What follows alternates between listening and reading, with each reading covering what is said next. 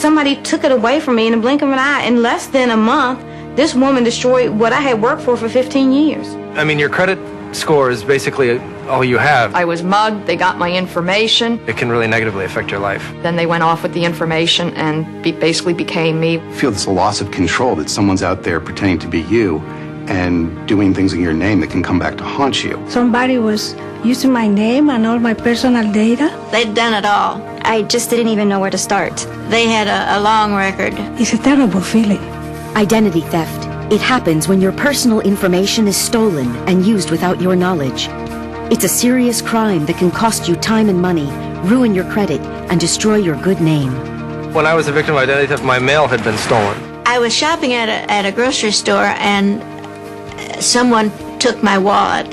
I think I made a purchase and they stole all my debit card information. My briefcase had been tampered with, and when I looked in it, I saw that my passport and my driver's license, which I had in there, had been taken. Identity theft happens when someone takes information about you and then uses it to commit fraud. Identity theft is very serious.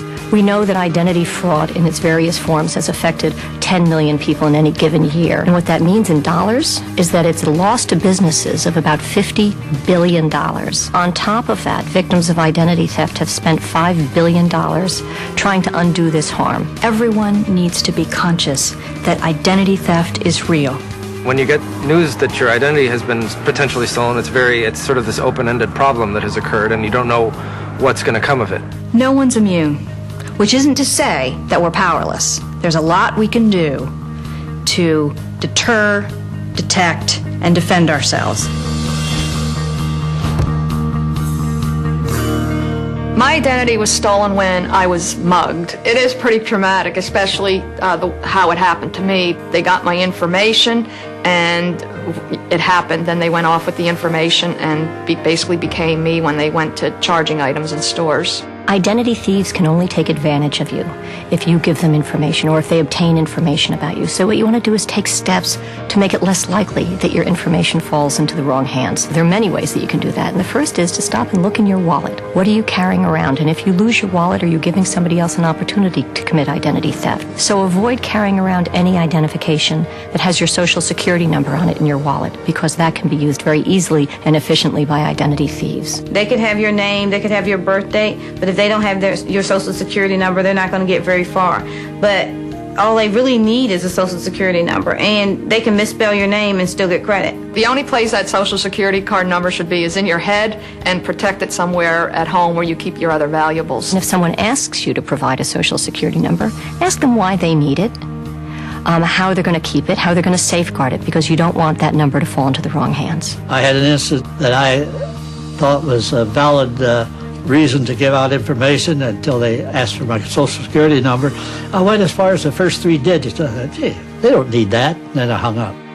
This is a crime. You have to think when you're at home, protect your identity. Don't leave around your personal documents, your date of birth. Somebody could come into your home and have immediate access to that information. You also have to be careful about your trash. Now, a lot of people routinely receive things in the mail, maybe bank statements, credit card statements, or health insurance forms, and if they don't need them, they just throw them away in the trash. They shouldn't do that. Everyone should invest in a shredder. So before they dispose of these critical documents, you shred them. Identity thieves, don't worry about getting their hands dirty. They will go through your trash to retrieve these documents. They go where the information is. They'll steal your mail, they will steal your trash, they'll steal your wallet, and that's how they get information about you. Deter identity theft. Protect your social security number. Shred financial documents and paperwork with any personal information before you throw them out. Never give out personal information on the phone or internet unless you know who you are dealing with.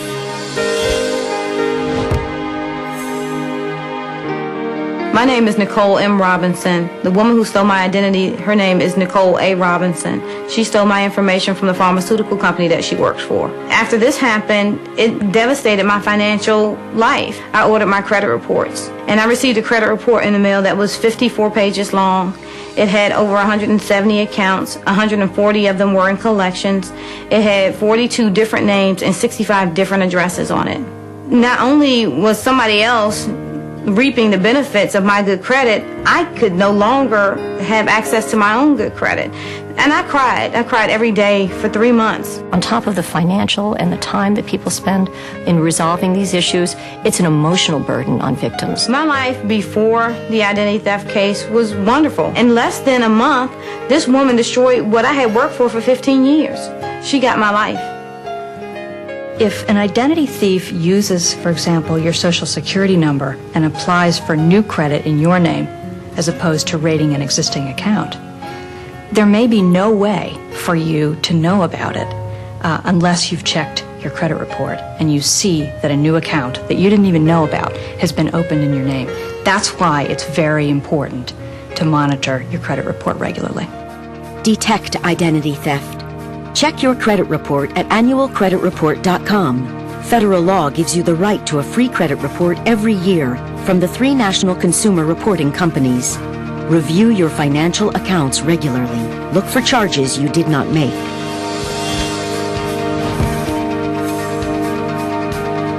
When someone realizes that they're a victim of identity theft, it's like getting a kick in the gut. You know, you feel paralyzed for a moment, but it's really essential for victims to move quickly and deliberately in starting to resolve the problems that arise from identity theft. I did what everybody knows to do, and that's call your credit card companies and cancel your credit cards. However, that's not enough. There was one major bit of information I did not have, and that was to call the 3 major credit bureaus. And I did not do that, and what happened was this person then went back. She was able to reopen the credit cards that I canceled. She was also able to open new credit cards in my name. If you find you've become a victim of identity theft, the first thing you need to do is contact one of the 3 major credit reporting agencies and have them put a fraud alert on your file. You got to take it seriously. You even suspect it, you got to put fraud alerts on. You got to take the steps to protect yourself, and you got to inform yourself about what to do so that when it does happen to you, you can do it quickly because time is critical.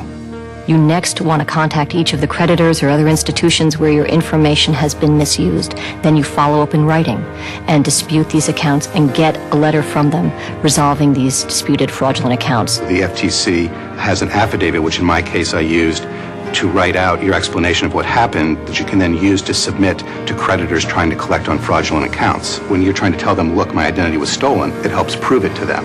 You next want to contact your local police department, report the crime, and get a copy of the police report. You should contact the police immediately because otherwise you have no proof that there was a crime. It's very important that you report it to the police because there are certain agencies that you need or we recommend that you contact, and they're probably going to refer you back to the police department to see if you have a police report or not. And finally, you need to contact the Federal Trade Commission online at ftc.gov/ID theft or call us toll-free at 877-ID theft to report this to us.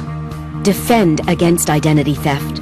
Call the 3 credit reporting companies and place a fraud alert on your credit report. Then ask for the free credit report you're entitled to. Close any accounts that you suspect have been tampered with or opened fraudulently. Start by calling the security or fraud department of each company. Follow up in writing and include copies of supporting documents. File a police report. Contact the FTC. Your information also helps law enforcement officials across the country to track down and stop ID thieves. Let's treat our personal information as we would our cash. Let's safeguard it, whether we're at home, whether it's in our purse or our wallet, or at our office. Your personal information is cash, and in the wrong hands, it can destroy your life. The FTC plays a central role in helping victims avoid and recover from identity theft.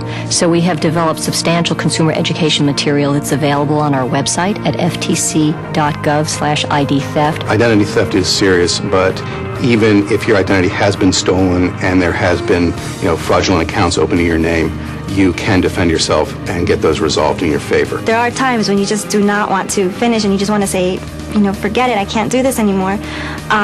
But you have to find that way inside of you to just keep going because this is something that if you don't clear, it definitely affects the rest of your life. What I want is for us to create a culture of security for our personal information so that this crime in the future will be diminished greatly.